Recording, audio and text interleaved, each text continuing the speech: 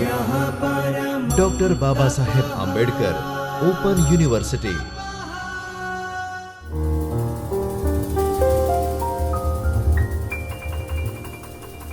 નમસ્કાર. Doctor Baba Saheb Ambedkar open યુનિવર્સિટીના ચૈતન્ય સ્ટુડિયોમાં આપનું હાર્દિક સ્વાગત છે. મારું નામ વંદન ગૌર. આજે હું HISM 307 ભારતનો ઇતિહાસ ઈસવીસન 1526થી 1818 સુધી તેના યુનિટ 7 મુઘલ સામ્રાજ્યના પતનના કારણો, તેના ભાગ 1 મુખ્ય કારણો અને ઔરંગઝેબની ધાર્મિક નીતિ, તેના વિશે વાત કરીશ. 1680ના દાયકામાં ઔરંગઝેબ પાસે લગભગ સમગ્ર હિન્દુસ્તાનને આવરી લેતું એક વિશાળ સામ્રાજ્ય શાસન હેઠળ હતું. સમકાલીન ઓટોમન અને સફવિદ સામ્રાજ્યો જેટલું જ પ્રસિદ્ધ મુઘલ સામ્રાજ્યનું વિસ્તરણ અને તેની સફળતા મનસબદારી, જાગીરદારી અને જમીનદારી જેવી સંસ્થાઓ તેમજ તેના કેન્દ્ર સ્થાને રહેલી બહુધાર્મિક ઉમરાવશાહી પર આધારિત હતી. ઉમરાવ વર્ગ અને આ સંસ્થાઓ અંદાજે 100થી 150 મિલિયન વસ્તીમાંથી વસૂલવામાં આવતી ભૂમિ આવક પરથી ફૂલી ફાલી રહેતી. ભવિષ્યની ઉપનિવેશવાદી શક્તિઓ, મુખ્યત્વે બ્રિટિશ અને ફ્રેન્ચ, તેના સાથે થતો દેખીતો લાભદાયક વેપાર પણ મુઘલ સામ્રાજ્યની સમૃદ્ધિમાં વધારો કરતો હતો. પરંતુ 1680ના દાયકાથી સામ્રાજ્યનો ધીમે ધીમે અસ્ત થવાનો શરૂ થયો.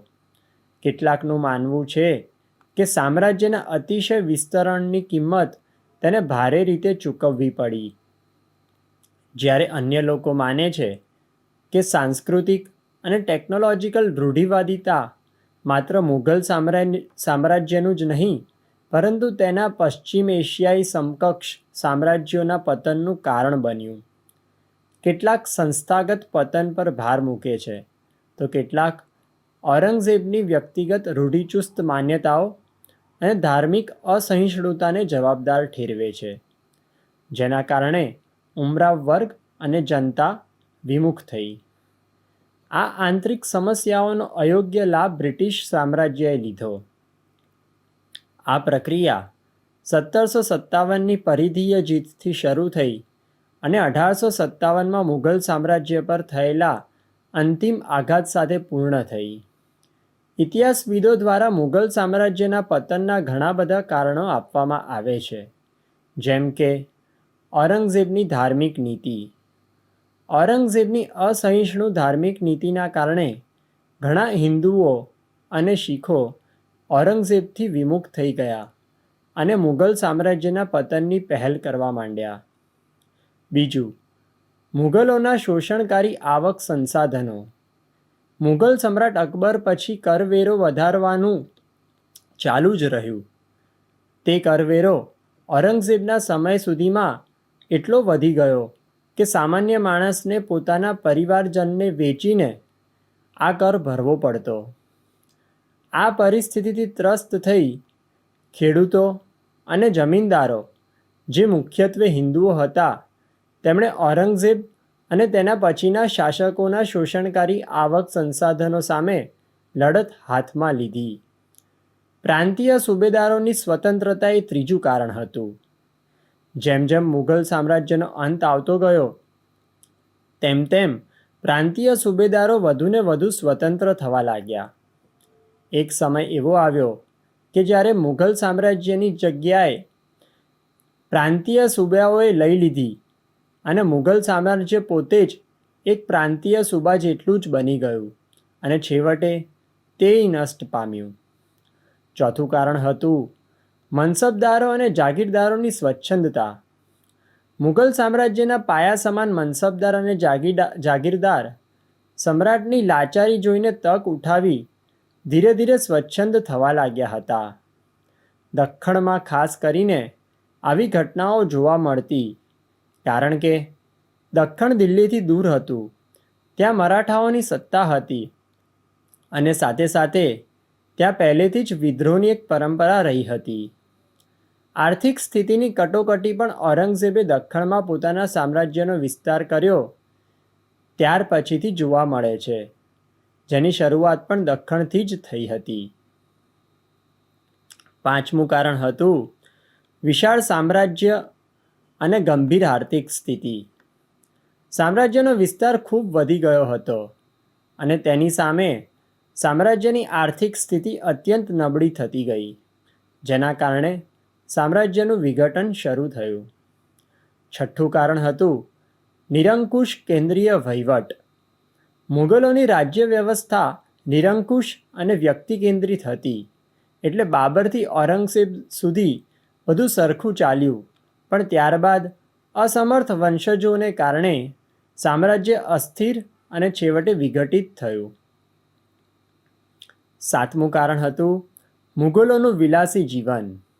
મુગલ સમ્રાટો અને તેમના પરિવારની આલિશાન રહેણીકરણી અને મોજ શોખને કારણે મુગલ સામ્રાજ્યની તિજોરી ખાલી થવા માંડી અને છેવટે બૃહદ ભારત જેટલું વિસ્તાર પામેલું મુગલ સામ્રાજ્ય તેના ખર્ચને પહોંચી ન વળતા નાશ પામ્યું. આઠમું કારણ હતું વારસા વિગ્રહ.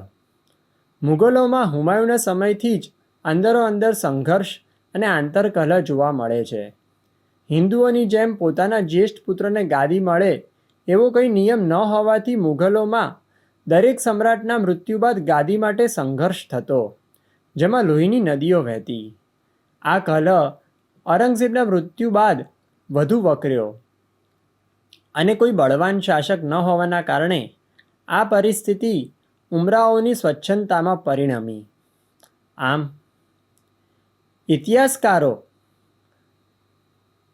મુગલ સામ્રાજ્યના પતન માટે ઘણા બધા કારણો ગણાવે છે, પણ મુખ્ય 4 કારણો ઉપર ધ્યાન કેન્દ્રિત કરવું જોઈએ.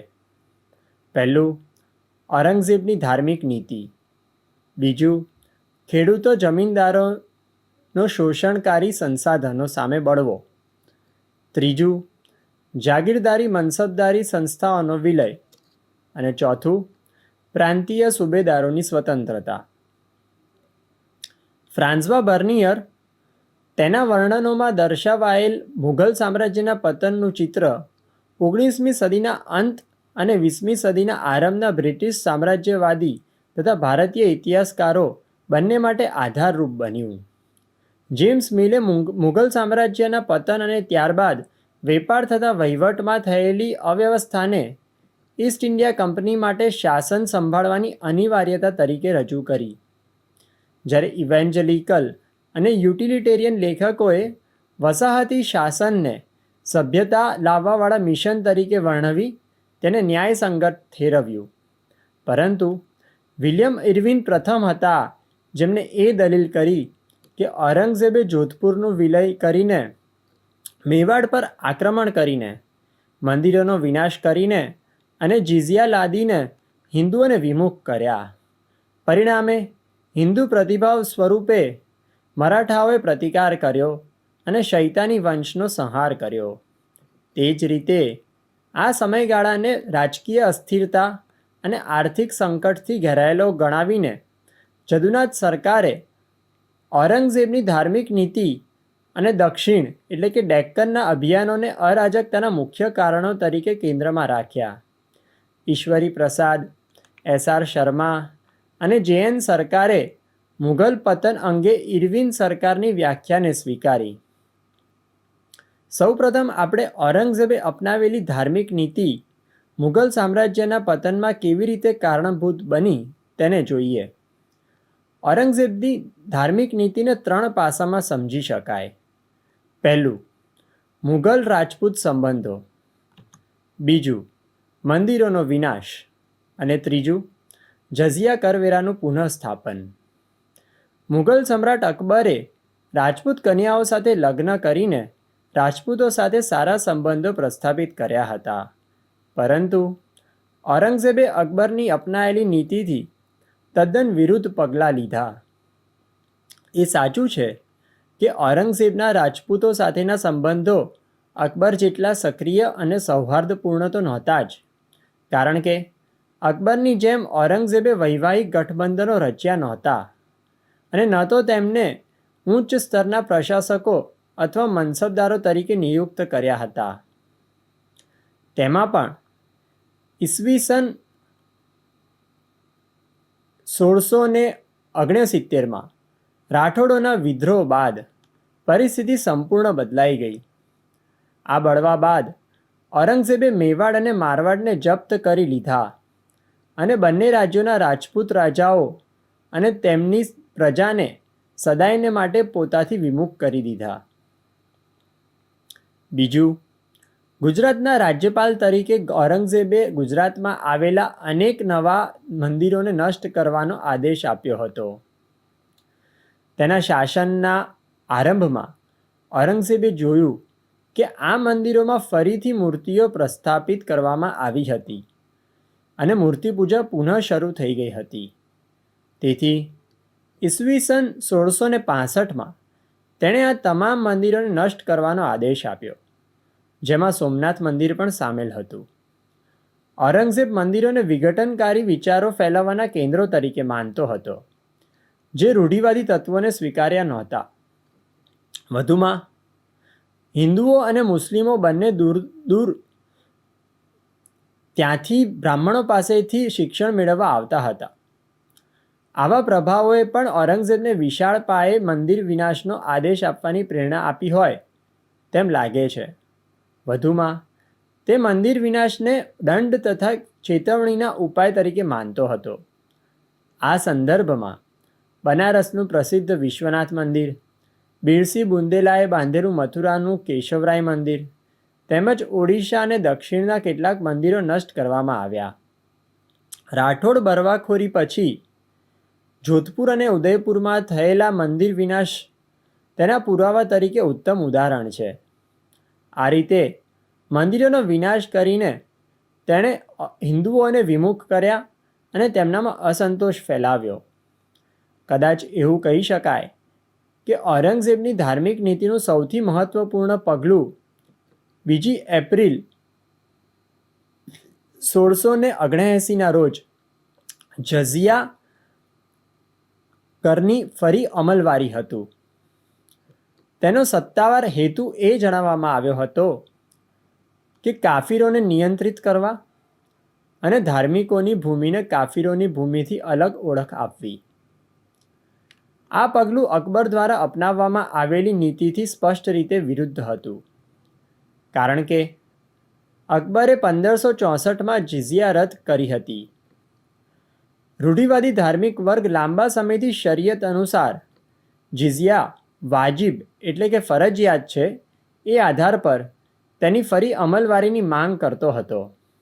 તેમજ તેઓ માનતા હતા કે જિઝિયા ધર્મશાસ્ત્રીઓ અને ઇસ્લામની ઉચ્ચ અને શ્રેષ્ઠ સ્થિતિને સ્થાપિત કરવાનો એક ઉપાય હતો. જિઝિયાની ફરી અમલવારીના કારણો અંગે સમકાલીન ઇટાલિયન પ્રવાસી મનુચી જણાવે છે કે ઔરંગઝેબ યુદ્ધોથી ખાલી થઈ ગયેલા ખજાનાને ફરી ભરવાની જરૂરિયાત તથા ગરીબ હિન્દુઓને ઇસ્લામમાં ધર્માંતરણ કરવા માટે દબાણ લાવવાની ઈચ્છાથી પ્રેરિત હતો.